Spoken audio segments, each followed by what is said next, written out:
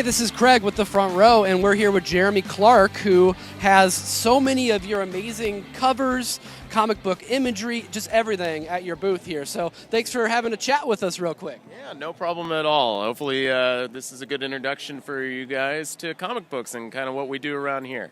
Absolutely. So this is the whole reason why Comic-Cons started. You know, they started in smaller convention centers, and now that they get the celebrity draw, they're in bigger arenas like this. But you guys are the real reason why people should be here, right? I mean, it's the artwork that goes into these comics and the love for that really brought about a lot of our passions. So thank you for doing what you do, and how long have you been doing it?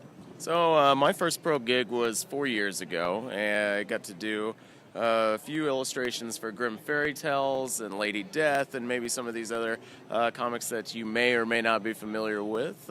But that was my introduction 4 years ago, and since then I've just been plugging away as best as I can. I've worked on shy of about 50 different covers now published, and I'm hoping that it doesn't slow down anytime soon, because at the end of the day, we want to try to put out as much work as we possibly can for the fans, because that's who it's really all about. That's who these shows are all about. And while there might be a lot of celebrities out there, at the end of the day, it is called Comic-Con for a reason. And that's because you got to have the comic books in order to produce those films and those movies that I'm sure all of you have come to know and love.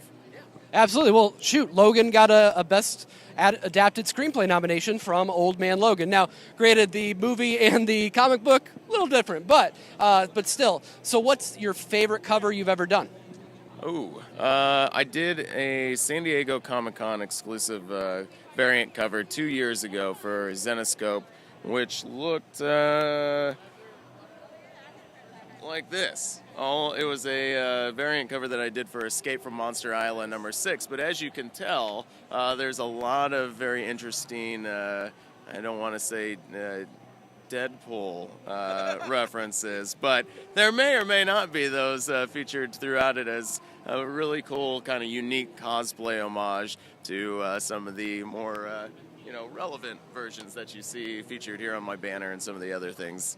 Absolutely. So if somebody wants to get into being an artist or get into this craft, try to break into comics, for instance, what advice would you give them? And then what kind of work are they looking for? Like what's a standard work week look like for you?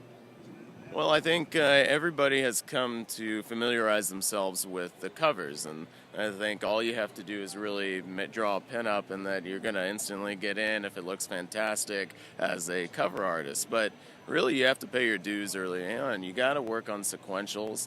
You got to work on those interior panels and how to actually lay out a page, how to make things look more dynamic to provide some depth to the overall image.